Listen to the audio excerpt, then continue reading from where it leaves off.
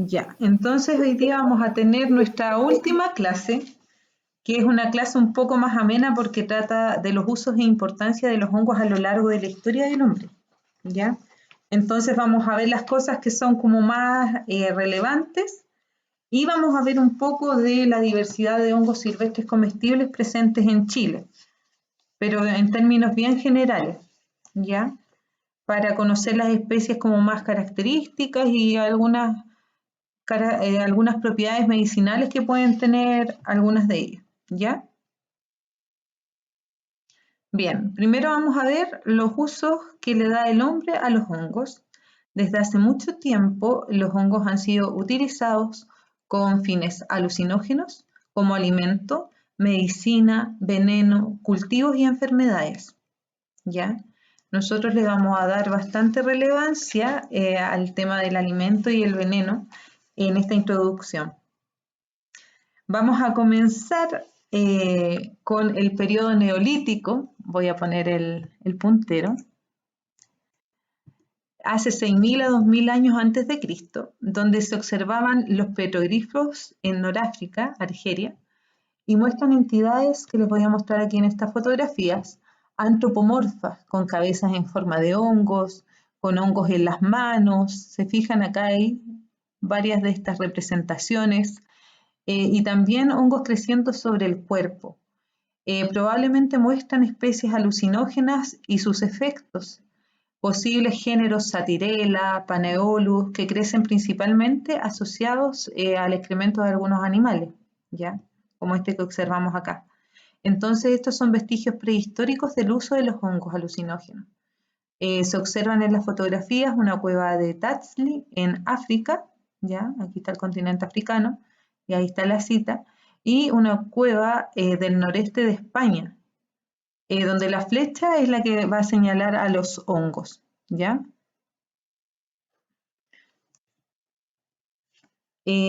También existían nómades asiáticos en Siberia, probablemente desde 8.000 años, fin del último periodo glacial, que estaban usando Amanita muscaria, igual por sus efectos alucinógenos en actos rituales, fiestas y en la medicina popular.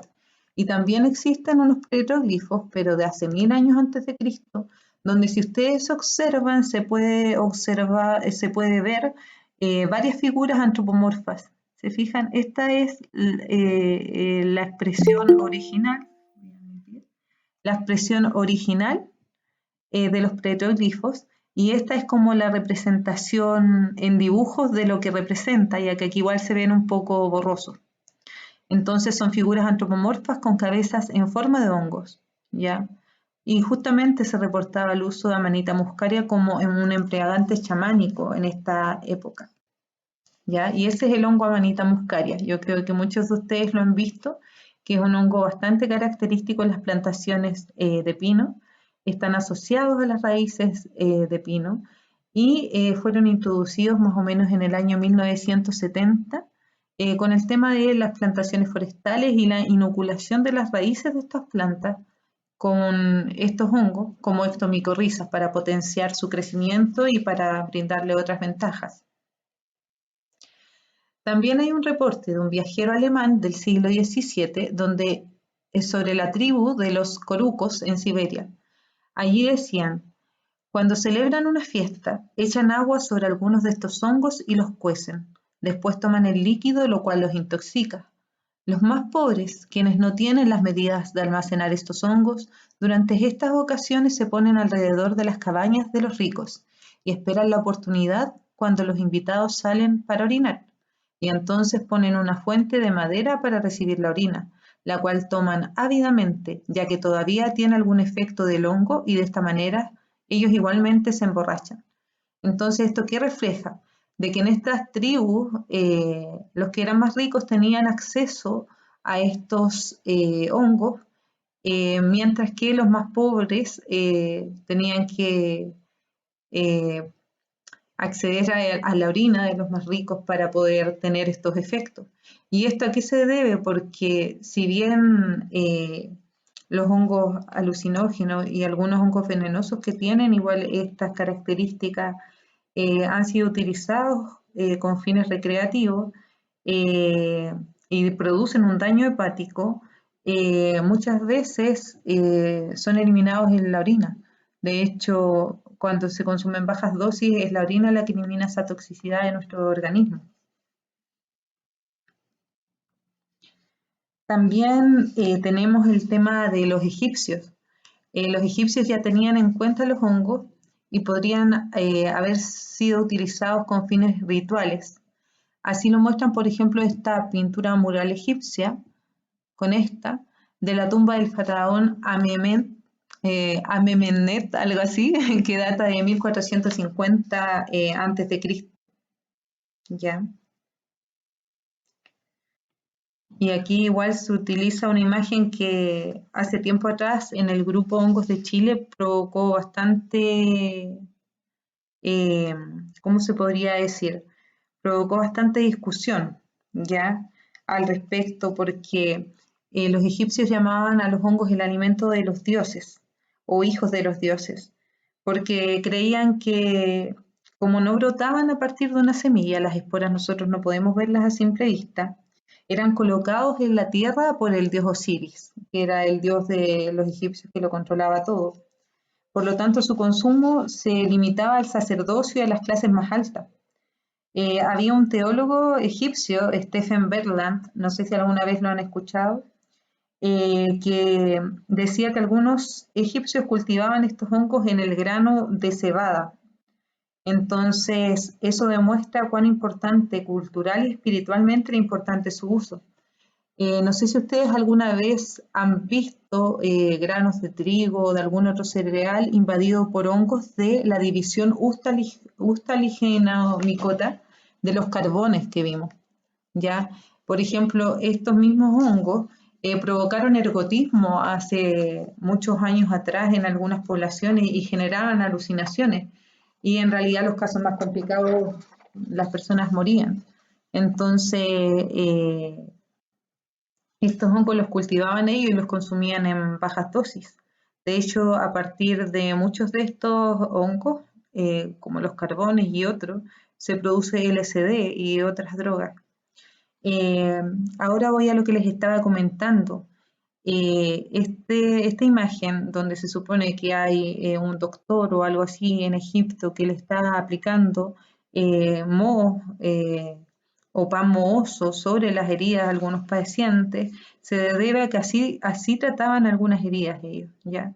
Colocaban pan mohoso sobre ellas y, según ellos, esto eliminaba la infección.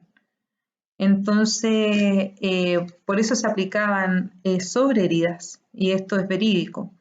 Sin embargo, la interpretación que se les dio hace tiempo atrás en el grupo Hongos de Chile con esta imagen era de que se consumían estos mohos, y como ustedes saben y ya hemos visto en clases anteriores, tienen micotoxinas que son muy peligrosas, por lo tanto jamás se pueden consumir, ¿ya?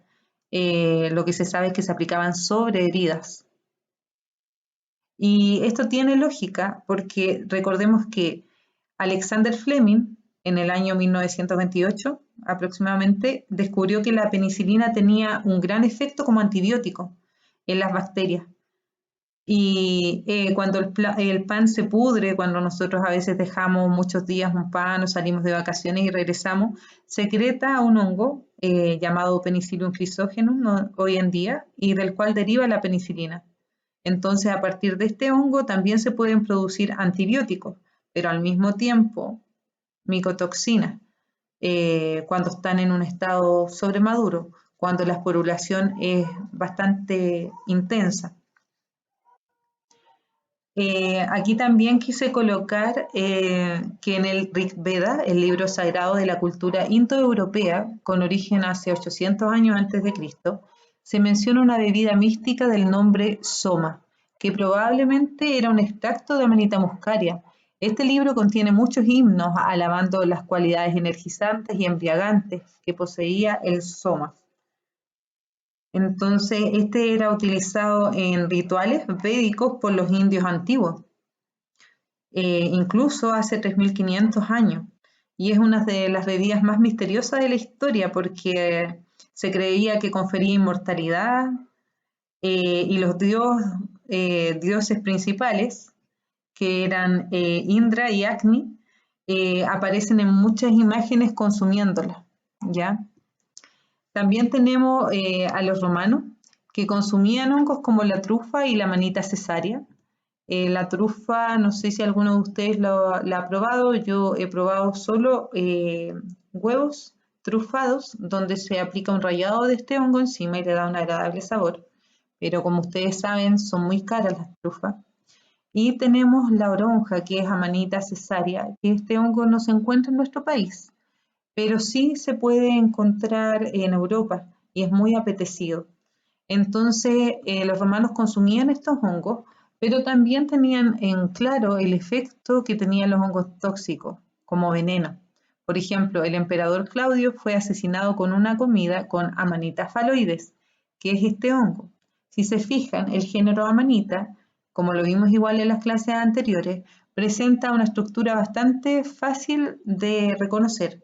Presenta una volva en la base, presenta un pie, a veces con escamas, otras veces liso, un anillo, presenta estas láminas de coloración blanca, acremia en la madurez que rara vez cambia, y en este caso se denomina la cicuta por este color medio verdoso que tiene en el sombrero.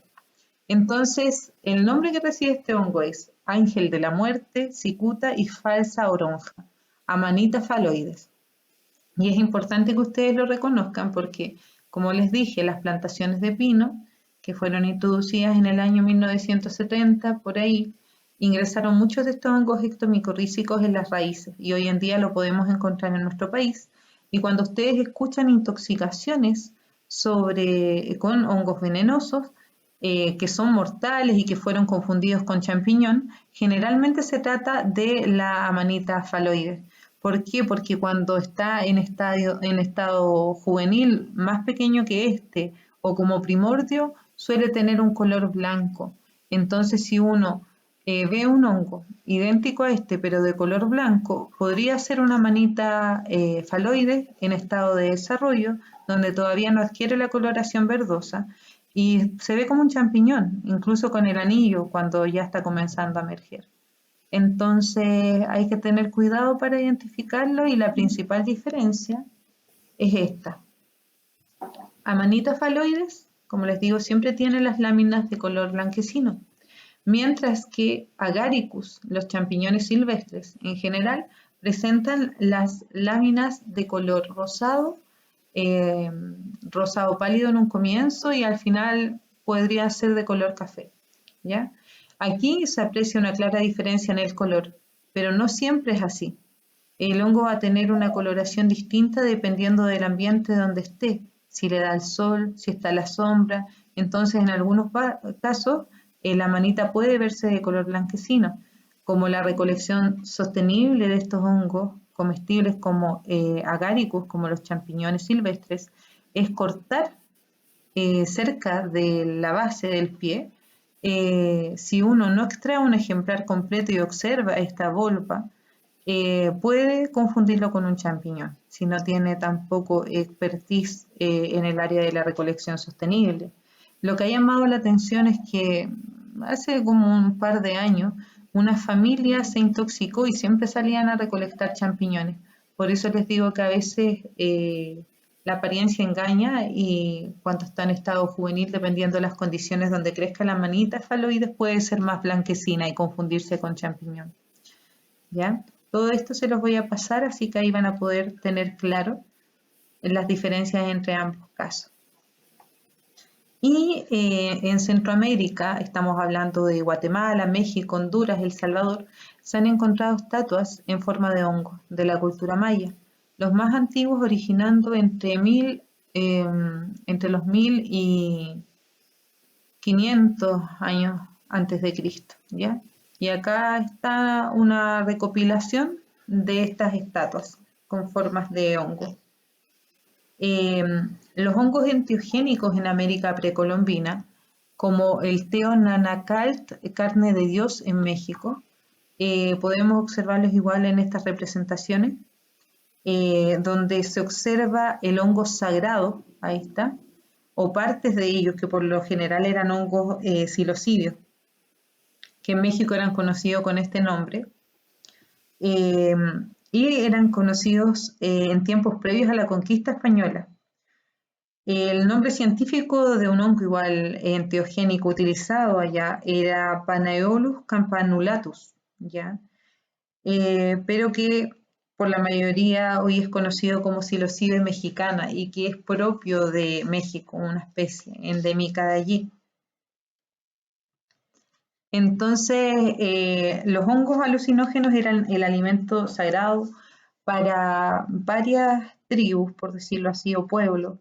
Para los aztecas, por ejemplo, que lo identificaban como carne o alimento de los dioses, y también provocaban alucinaciones y visiones de las deidades que ellos veneraban, ¿ya? Y esta palabra está compuesta, ¿ya?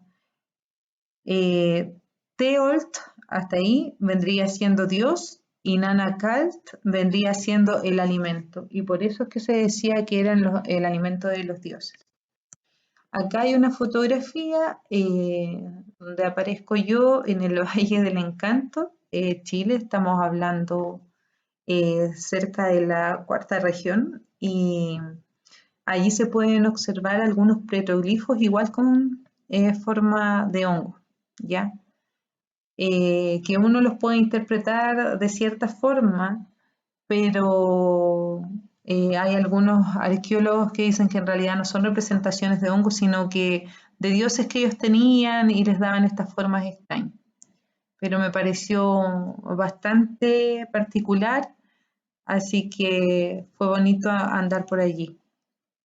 Hay una publicación de Troncoso et al. 2008 donde aparece mayor información al respecto de estos petroglifos.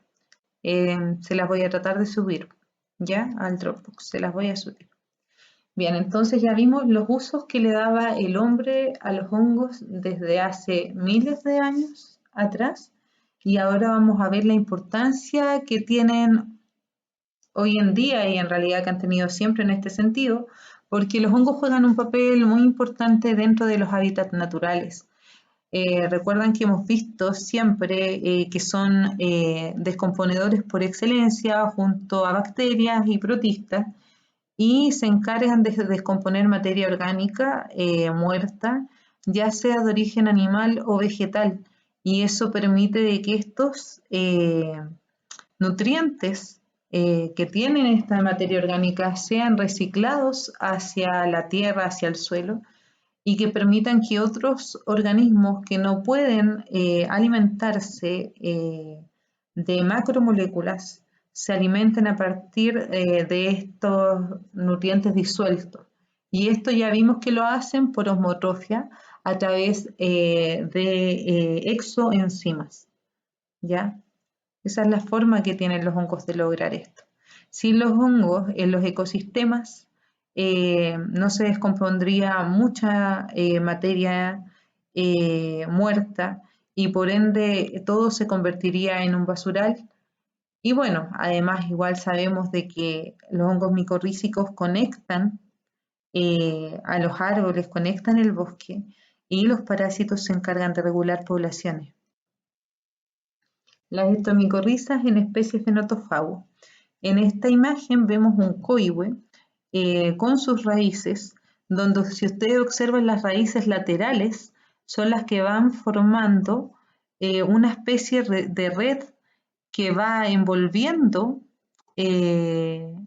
a estas raíces, provocando la formación de una ectomicorriza. La ectomicorriza tienen que pensar que es como un tejido algodonoso, ya que es el micelio del hongo, que se encarga de cubrir estas raíces laterales. Cambia incluso el aspecto porque las raíces se ven con más pelos, con más volumen, y les permite una mayor absorción de agua, ya lo vimos, de nutrientes, de minerales.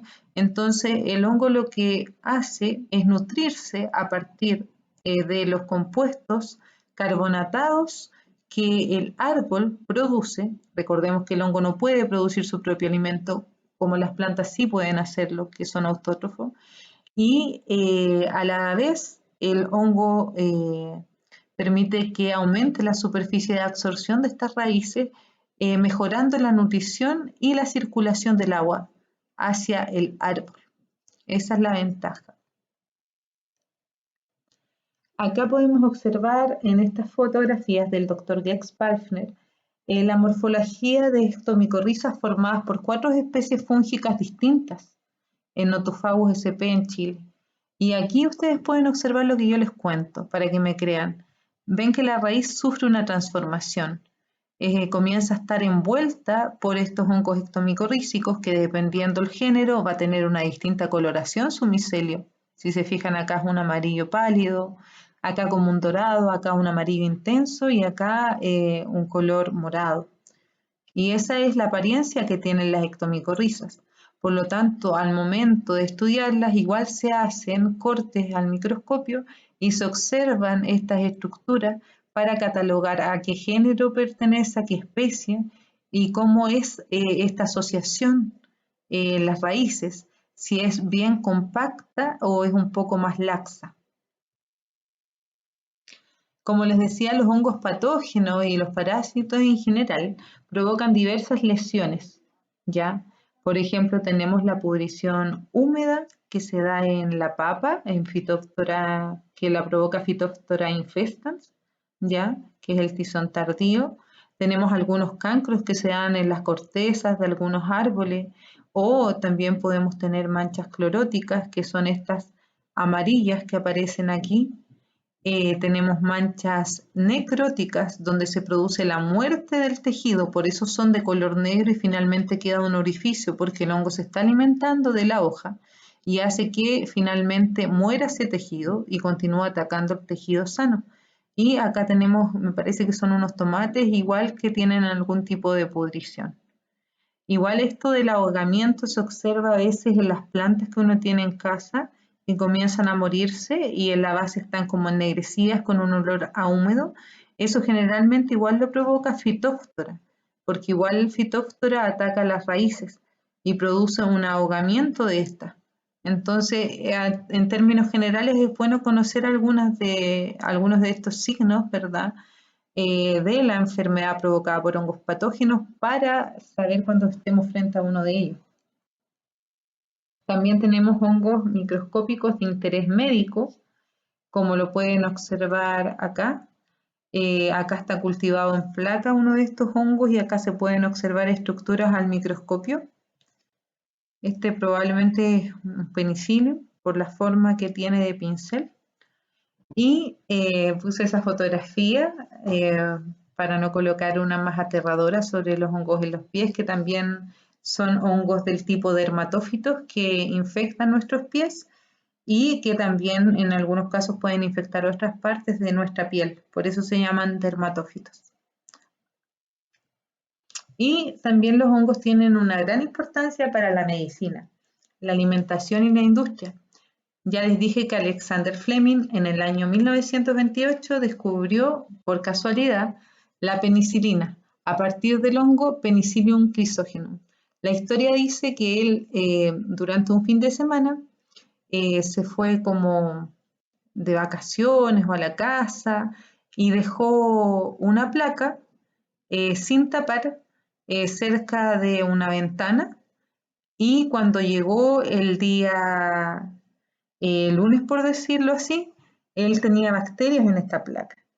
Encontró que estaba creciendo sobre la placa un hongo al mismo tiempo y que había inhibido el crecimiento de las bacterias. Y así descubrió la penicilina. Igual que muchos otros aciertos, no sé si alguno de ustedes ha leído el libro Ciencia Pop de Gabriel León, el primero. Aparecen varios accidentes, por decirlo así, como cómo se descubrió la sacarina y algunos edulcorantes, y fueron todos por accidente, errores en los procedimientos o qué sé yo. Y ahí está el micelio de Penicillium chrysogenum, donde se puede observar cuando ya está totalmente crecido por el borde, un halo de color blanco, que se acuerdan que esto lo vimos nosotros en un dibujo, que sería la parte joven del hongo, y la parte más interna vendría siendo la parte como más vieja. Y allí es donde ya se produce mayor esporulación. Por eso, si yo quiero hacer un repique de este hongo en el laboratorio sobre agar o algún otro medio, lo que tengo que hacer es un corte en la parte externa blanca y colocar ese cuadradito en el centro de otra placa en condiciones estériles claramente, ojalá usando una campana. Y ahí comienza a repicar nuevamente. También tienen una importancia no solo en la medicina, sino que en la alimentación. Acá tenemos el champiñón común, Agaricus bisporus, este que es de un color más marrón, igual es Agaricus y se conoce como el champiñón portobelo. Y tienen una importancia en la fabricación de diversos alimentos como el queso, la cerveza, el vino, la salsa de soya y muchos más. Ya, entonces ya que vimos su importancia desde varios puntos de vista, vamos a ver ahora los hongos comestibles y el potencial medicinal que estos tienen. ¿Por qué consumir hongos comestibles? Los hongos silvestres comestibles proporcionan varios beneficios esenciales para nuestra población. Como ustedes saben, lo primero es que para algunas personas representan beneficio económico, también tienen beneficios a nivel de aprovechar sus nutrientes y en muchos casos los hongos comestibles también tienen propiedades medicinales. Los hongos comestibles deshidratados tienen un buen sabor, contenido de proteínas y varios minerales. Y también presentan varios aminoácidos esenciales que complementándolos con vegetales generan un alimento de mucha calidad. La composición nutricional de los principales hongos cultivados, acá les coloqué una tabla donde aparece Agaricus bisporus, la variedad portobelo de este hongo, Pleurotus ostiatus, que es conocido como el champiñón ostra, Lentinula edodes, que sería el shiitake, y aquí se puede apreciar la cantidad de proteína de cada uno de ellos, los carbohidratos, la fibra dietética, que esto permite una mejor digestión en nuestro organismo, la energía que aportan los lípidos crudos y también en materia seca. Pero eso ya no aporta muchos datos. Lo principal es la proteína, los carbohidratos, la fibra dietética y los lípidos, diría yo. Entonces los hongos son una valiosa fuente de nutrientes y compuestos bioactivos. Tradicionalmente las investigaciones científicas sobre los hongos con potencial medicinal han centrado principalmente la atención en propiedades nutricionales, pero en el último tiempo se están realizando varias investigaciones sobre el potencial medicinal de hongos y en nuestro país especialmente dirigido hacia los hongos nativos que tenemos aquí y que son recursos únicos en el mundo. Los principales compuestos bioactivos serían los polisacáridos, que tienen que ver con los azúcares que encontramos en los hongos, y los compuestos fenólicos. Con respecto a los polisacáridos, son los que tienen mayor actividad antitumoral, ¿ya? En las investigaciones que se han realizado se ha encontrado una gran actividad antitumoral en varios hongos. El shiitake es uno de los que tiene una buena actividad antitumoral ya reconocida, anticancerígena. Son componentes capaces de modular la respuesta inmune en animales y en humanos y de inhibir el crecimiento de ciertos tumores, ¿ya? Y los compuestos fenólicos contribuyen a la capacidad antioxidante. Esto que nos permite combatir el estrés oxidativo. El estrés oxidativo es el que envejece nuestras células y que hace que ciertas funciones de nuestro organismo no comiencen, comiencen en realidad a fallar, ¿ya? Entonces, a mayor contenido de compuestos fenólicos que yo tenga en un hongo o en cualquier alimento, se aumenta la capacidad de secuestrar radicales libres, ¿ya? Y ahí tenemos una capacidad antioxidante, que en general es lo más leído en los hongos, la capacidad antioxidante. Después dice, ¿qué sucede con los hongos en Chile? Existen más de 100.000 especies de hongos en el mundo, en realidad eso ya ha variado, debe ir unos 150.000 por ahí, descritos en realidad, no en el mundo. Más de 2.000 especies han sido descritas científicamente como hongos comestibles a nivel mundial. ¿Qué quiere decir esto que sean descritas científicamente como hongos comestibles a nivel mundial? De que se han hecho todas las pruebas de toxicidad, de comestibilidad necesarias para decir que el hongo es comestible y que es seguro para la población. En Chile se han registrado más de 3.000 especies de hongos, pero esto fue hasta el año 1980 con la flora fungosa de Mujica y Vergara, que les mostré eso en la clase anterior, y con estos otros libros. Hoy en día falta realizar un catastro más actualizado de cuántas especies existen, ya que en estas 3.000 especies en ese entonces se incluyeron solo 700 especies de macrohongo y los demás eran principalmente fitopatógenos, microhongos. Y de acuerdo a Valenzuela 2003, existen alrededor de 53 especies de hongos silvestres comestibles en Chile. Eso era lo que se sabía hasta ese tiempo. Hoy se sabe que son más de 70 especies, entre especies silvestres comestibles y también cultivadas. Y acá podemos observar algunas setas comestibles chilenas, nativas y endémicas de nuestro país. Ya por eso no se observan obviamente las que crecen en pino. Entonces están como las principales.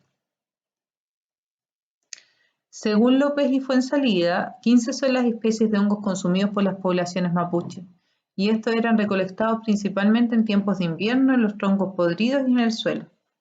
Pero recordemos que la familia de hongos comestibles más recolectada por el pueblo mapuche y por otros pueblos originarios hacia el sur de Chile eran los digüeñes, especies del género Citaria, ¿ya?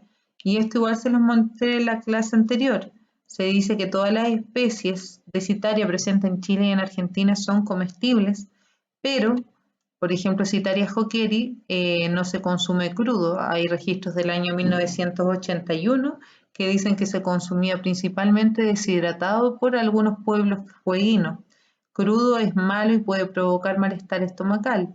Citaria activa en realidad no se conoce mucho de su comestibilidad, pero si se fijan en las calas, 1 centímetro, son tan pequeñitas que en realidad no sé si valga la pena recolectar para consumo. Citaria jojobi, el digüeñe mohoso del coihue, eh, ha sido rara vez encontrado en nuestro país, principalmente en la región del Maule, así que tampoco, por lo menos yo no lo he probado. Y Citaria darwini es como, tiene una consistencia corchosa, entonces es bastante duro para consumir, y por ese motivo las principales citarias que se consumen en nuestro país son la pinata, Citaria berteroi, el digüeñe común, Citaria espinosa, y el yao yao o digüeñe del coihue, que es Citaria arioti. Estas dos primeras son consumidas principalmente en ensalada, en algunos guisos u otras preparaciones, y Citaria arioti, como es bastante dulce, se utilizaba principalmente para fabricar una chicha como un brebaje alcohólico por el pueblo mapuche y también por otros pueblos al sur de Chile. Y también hoy en día se utiliza para hacer mermelada. De hecho, si ustedes ponen mermelada de Citaria arioti o yao yao, van a encontrar recetas en internet. Aquí está la pinata para que la aprecien en todo su esplendor. Yo les decía que los tumores que se generan en el árbol producto de la infección de esta citaria son horizontales, no circulares. Por eso su distribución es así, en hilera, ¿ya? Tiene una forma arriñonada donde los apotecios están bastante separados unos de otros y tiene una coloración bien naranja. Acá podemos observar ejemplares de Citaria berteroi. Esta fotografía la saqué del libro del profesor Waldo Lazo del año 2016, donde se aprecia la apariencia externa, la apariencia de este hongo inmaduro, y al hacer un corte por la mitad se puede observar las valéculas y todas estas venas y la estructura interna del hongo. Y acá podemos observar la distribución, que se da desde Valparaíso, estamos hablando del Cerro La Campana, Cerro El Roble, hasta Osorno, más o menos. Y es una distribución que sigue las 3 citarias que se consumen en Chile. En el caso de Citaria espinosa, la distribución es prácticamente la misma porque tiene los mismos hospederos que Citaria berteroi, pero en el caso de Citaria arioti, el yao yao, la distribución comienza aquí, en Talca, ¿ya? Y principalmente en esta zona y cerca de Concepción, asociada a coihue. Ya más hacia el sur de Chile, estamos hablando en Coyhaique, en Patagonia, en Punta Arenas, uno la puede encontrar incluso en Chiloé, asociada al coihue de Chiloé, Nothofagus nítida, y más hacia el sur al Lenga o Ñirre. Aquí podemos ver el ligüeñe, quireñe, ligüeñe, tiene varios nombres comunes. Ustedes se fijan que es más esférico y crece alrededor de un tumor de forma esférica. Los apotecios, a ver, quiero ver, ahí están. Los apotecios ven que están muchos más juntos en el estroma. Para denominar la estructura de los digüeñes, uno no dice Z, no tiene un pie ni un sombrero, sino que tenemos un estroma, ¿ya? Y este estroma se refiere a toda esta estructura donde encontramos muchos apotecios. ¿Se acuerdan que los apotecios tenían una forma de copita? Entonces acá como hay varios apotecios, se denomina estroma a esta fructificación compuesta. Igual como ocurre con la frutilla, haciendo una analogía, la frutilla tiene muchos aquenios, que son las pepitas de color amarillo, y cada una de esas pepitas es un fruto. Lo mismo sucede acá. Y aquí tengo una pinatra y tengo un digüeñe para comparar. Se fijan que son muy distintos en coloración, en tamaño, en forma y sobre todo en la distancia que tienen los apotecios. En Citaria espinosa están muy juntos y en Citaria verteroide muy separados. Y acá tenemos el yao yao o digüeñe del coihue, Citaria arioti, donde ustedes observan una coloración mucho más anaranjada y los apotecios están cubiertos por una fina tela y por ese motivo es que cuando están inmaduros se ven de este color, como puntitos blancos. Igual crece a partir de un tumor esférico alrededor de él y es el hongo que tiene más azúcares en ese sentido, los digüeños. Acá podemos observar ejemplares de Citaria ariotis sobre coihue, ya están maduros, igual los apotecios están muy juntos, pero mucho más naranjo que el digüeñe común. Acá podemos observar eh, a nivel microscópico los ascos y las ascosporas. Acá podemos observar los apotecios al hacer un corte por la mitad. ¿Se fijan? Cada uno de esos es un apotecio. Y el ascoma inmaduro, donde están tapados los apotecios. Es un hongo parásito exclusivo de Nothofagus, al igual que todas las citarias. El estroma es rico en azúcares, tiene más o menos un 10% de azúcares simples. Presenta una fermentación espontánea y esto se debe a que contiene levaduras, ¿ya? Por eso es utilizado para fabricar diversos tragos, algunas cervezas. Tiene un uso biotecnológico en las empresas cerveceras y en el pasado fueron utilizados por aborígenes nativos para producir una chicha que era una bebida alcohólica. Eso aparece en una publicación de Motzbach en 1981 de la botánica indígena. Y aquí les puse una fotografía con las múltiples preparaciones que se pueden realizar con los digüeñes. Desde una ensalada, un pebre, ají, acá estaban en pizzas igual, así que hay bastante que crear en la cocina con los digüeñes. Acá les coloqué algunos hongos emblemáticos que nosotros podemos encontrar en nuestro país y que son comestibles, como Boletus loyo, que hoy en día está en el género Butyriboletus loyo, y que presenta esta coloración característica en su sombrero, donde la cutícula es de un color rojizo, bien intenso cuando está inmaduro, y a medida que va madurando va adquiriendo un color un poco más claro, más rosado. El pie, que es muy enchanzado con respecto a otros boletus presentes en nuestro país, y con un amarillo muy intenso de coloración. Ya les había comentado que para consumirlo se le extrae la cutícula para no presentar ningún malestar estomacal, y también por higiene, porque como es un poco ligosa se le pueden pegar hojas, restos de tierra, El pie se suele descartar y lo que se consume es el sombrero, ya sea en guisos o en alguna otra preparación. Y en este hongo, en un proyecto de la Universidad de Concepción que estaba realizando el doctor Gex Pfeiffer, comenzaron a estudiar las propiedades antibacterianas que tenía este honguito. Entonces, desde ese punto de vista, igual es importante porque tiene algunas propiedades medicinales, posee aceites esenciales que otros hongos no tienen, por lo cual es muy sabroso, y también tiene un buen porcentaje de proteínas. Tenemos Boletus loyita, el pichiloyo, que quiere decir que es el pequeño loyo, el nombre común, y si se fijan es fácil de distinguir porque el loyo tiene un gran tamaño, hasta 40 centímetros de diámetro, y el pichiloyo tiene un tamaño más pequeñito, ¿ya? El sombrero tiene como el tamaño de un puño o de la mano a medio extender. Igual presenta esta cutícula, pero de un color más tenue. Si se fijan es más blanquecino por los lados.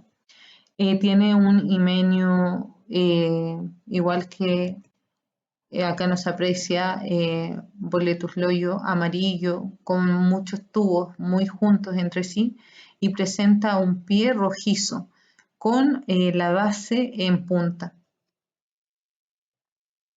Tenemos changles donde destacan Ramaria flava, que es este changle amarillo que se rompe con bastante facilidad cuando uno lo recolecta. Y que al ser cocinado tiene un sabor un poco más dulce que algunas otras ramarias como Ramaria subaurantiaca y Ramaria botrytis, el changle morado, ¿ya? El changle morado es uno de los más macizos en cuanto a consistencia y es un poco amargoso, por lo cual se suele hervir y se le suele sacar la espuma que está encima para que vaya quedando un poco más suave. Y también podemos hacer muchas preparaciones, empanadas de changle, estofados también, algunos changles a la crema. Tenemos Cortinarius lebre, el leure o lebre, que fue descrito por Garrido en el año 1988, que presenta un estípite de color blanco con muchas escamas, y eso es algo que lo caracteriza. ¿Ya? Presenta esta cortina el color vináceo en estado maduro y violeta en estado inmaduro, muy intenso cuando aún no se abre el sombrero, pero lo más característico es su olor particular. Tiene un olor similar a queso, pero que fue analizado por Norbert Altnor el año 2012 y dio que era muy afín a la naftalina, ¿ya? Y igual está la publicación de eso, así que voy a tratar de subirla también. Y también está Cortinarius austroturmaris como hongo comestible que suele crecer en grupos muy numerosos. Ya presenta un pie liso con la base un poco ensanchada, generalmente unos pegados a otros. Acá se observa seco en la parte de la superficie del sombrero, pero en realidad cuando llueve es bastante viscoso, se forma como un mucílago y es como el color de un pancito. Yo le digo el hongo pancito. Este es un hongo comestible, pero hay que saber distinguirlo. ¿Ya? Para los aficionados puede resultar difícil porque se parece a muchas otras especies de cortinario, algunos que pueden ser un poco tóxicos, no mortales, pero sí provocar malestar y diarrea. Entonces hay que tener cuidado de saber reconocerlo. La otra vez un chico escribió a micófilos diciendo que había consumido Cortinarius austroturmalis y se sentía súper mal. Envió la foto y nada que ver con Cortinarius austroturmalis, así que ahí tratamos de derivarlo con Johan Andrianov y para que él se encargara como enfermero de ayudarlo. Y la pasó mal, pero no así como para morir, pero la pasó mal. ¿Por qué Cortinarius autumnalis es un buen potencial producto forestal no maderero? A pesar de que es poco conocido, fue descrito en el año 1975 como comestible por Moser y Orac. Y hoy en día es más conocido, yo hice mi tesis con este hongo. ¿Y qué le da características como para hacerlo apetecido? Es una especie que se distribuye ampliamente en Chile desde norte a sur, siempre asociada a Notofagus. Es muy abundante en estos bosques. Tiene un color y una textura característica que debería permitir identificarlo, incluso a aficionados, pero como les digo, es bueno mejor salir acompañado la primera vez que se quiera recolectar este hongo por alguien que se maneje en el tema. Tiene un buen olor, en especial deshidratado. Su aroma es muy agradable y posee un pie largo, no tiene anillo ni volva, así que no se puede confundir con una manita venenosa, por ejemplo. Pero igual hay que tener ese cuidado. Y tenemos la oreja gelatinosa, Aleurodiscus vitellinus, que es un hongo comestible que posee esta coloración naranja, pero que en algunos casos igual se han encontrado ejemplares más blanquecinos, incluso blancos. Y es un hongo que se consume principalmente en ensalada, igual algunos lo preparan frito.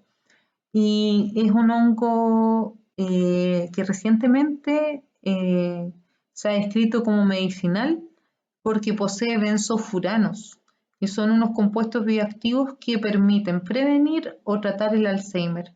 Y desde ese punto de vista, unos colegas argentinos, incluyendo al doctor Mario Reichenberg, están averiguando sobre esta potencialidad. Y ahora, como ya hablamos de los hongos comestibles más emblemáticos, yo podría hablarles sobre todos los hongos comestibles que tenemos en Chile, pero vamos a demorar mucho. Hice un extracto. Es necesario que conozcan los hongos venenosos, también más importante, porque hay varias especies que son venenosas, ¿ya? Pero solo para que tengan en cuenta esto, si en algún momento salen a recolectar hongos, para que no los confundan. Entonces, dentro de los hongos venenosos ya hablamos del hongo de la muerte o el ángel de la muerte o cicuta manita faloide, que ya vimos las características delante. Esta es una fotografía de David Espinosa, un colega que la tomó en un bosque de pino en Arauco. Y si se fijan, no es tan intenso el color amarillo en el estípite, en el pie, como en la fotografía que vimos al comienzo de esta charla, que suele ser la que crece en Europa. Entonces a veces nos podemos encontrar con un pie totalmente blanco, un anillo muy prominente, un sombrero, las láminas blancas y un poco verdoso arriba en la madurez. Pero imagínense este hongo más pequeño, juvenil y totalmente casi blanco cuando está creciendo, con un poquito de amarillo aquí en el centro. Es fácil de confundir con un champiñón. En especial si uno lo corta solamente y no ve esta parte importante que el champiñón no la tiene, la volva. Acá tenemos el matamosca, Amanita muscaria.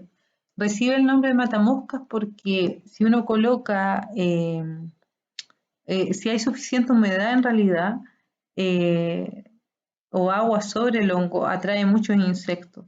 De hecho, si uno coloca en un recipiente con agua, una lámina o algo, suele atraer muchos insectos. Por eso se llama matamosca, ¿ya? Aquí ven que hice un corte bien apegado al sombrero. Y ahí se pueden observar las láminas y todo, y ahí se observa el pie con las otras estructuras. El otro día alguien me preguntaba cómo hacer una esporada cortando bien apegado al pie. ¿Se fijan? Yo este sombrero lo puedo colocar sobre un papel, la mitad blanco, la mitad negro. Coloco este sombrero encima. Pongo una fuente de vidrio, un recipiente de vidrio encima y lo dejo durante unas 24 horas. Y ahí voy a tener una impresión de las esporas. En este caso, ¿se acuerdan lo que conversamos? Que las láminas daban un indicio del color de la esporada. Como las láminas son blancas, al hacer una impresión, ¿de qué color va a ser la esporada? Blanca, ¿ya? Y este honguito, por su historia, ¿verdad? De ser alucinógeno, ha sido a veces mal utilizado por muchas personas que después han caído al hospital porque igual tiene mucimol y tiene igual amanitina y otras cosas que pueden provocar intoxicaciones severas. Así que yo nunca recomiendo su consumo, ni siquiera si supiera la receta lo consumiría, porque igual cada organismo tiene su forma de responder. Para alguien puede no resultar tóxico, pero para otra persona mortal. Y tenemos la amanita amarillenta, amanita tóxica, que es muy similar a la amanita faloide, pero presenta una coloración amarilla en el sombrero y con abundantes escamitas. Y otro hongo tóxico es el chicharrón del monte, Giromitra antártica. Este hongo tiene giromitrina que afecta a los glóbulos rojos en la sangre, por lo cual puede producir hemorragias internas. Su consumo, como digo, hacia el sur de Chile está muy expandido su consumo. Se coloca a hervir una vez, otra vez y se le va botando el agua, pero puede provocar un daño muy grave, incluso la muerte. Así que yo desaconsejo totalmente su consumo, al igual que cualquier otra giromitra, porque esta giromitra antártica se da hacia el sur de Chile y Argentina. Pero está la giromitra esculenta, la giromitra ínfula y todas son tóxicas.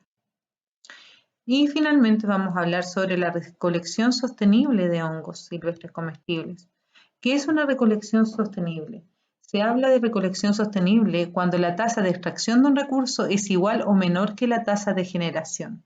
Es decir, si yo tengo 10 loyos, 5 inmaduros, 3 maduros y 2 sobremaduros, yo debería recolectar los 3 maduros solamente, dejarlos que están sobremaduros allí para que continúen descomponiéndose y por propagación de trozos de micelio vuelva a generar fructificaciones el próximo año.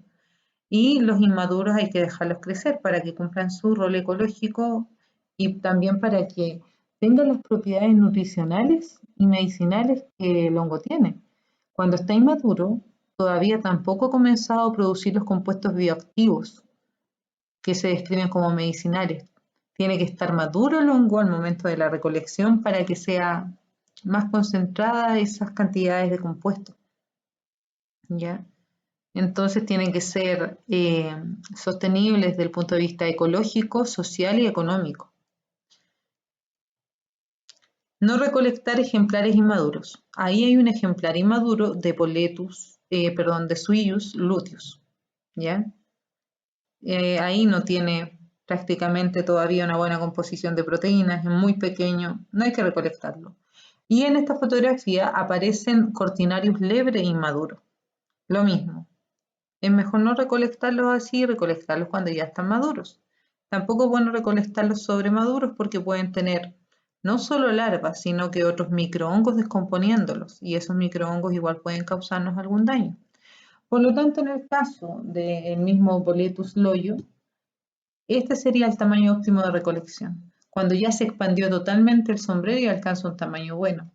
El Boletus loyo que yo les mostré en la imagen de las primeras, voy a retroceder, si ustedes se fijan está inmaduro. Por eso yo no lo recolecté, lo que hicimos fue taparlo, hicimos un video sobre la recolección sostenible del loyo dando ese mensaje.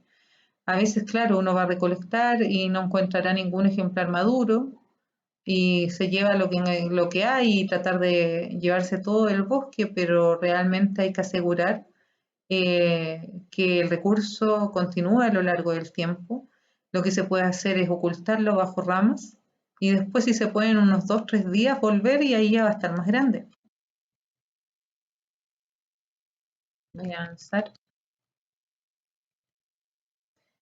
Y cómo cosechar los hongos, lo ideal es utilizar una cuchilla y cortar en la base, ¿ya? De este modo lo que se hace es cortar sin tirar el micelio, sin arrancar y producir alguna cicatriz en el micelio.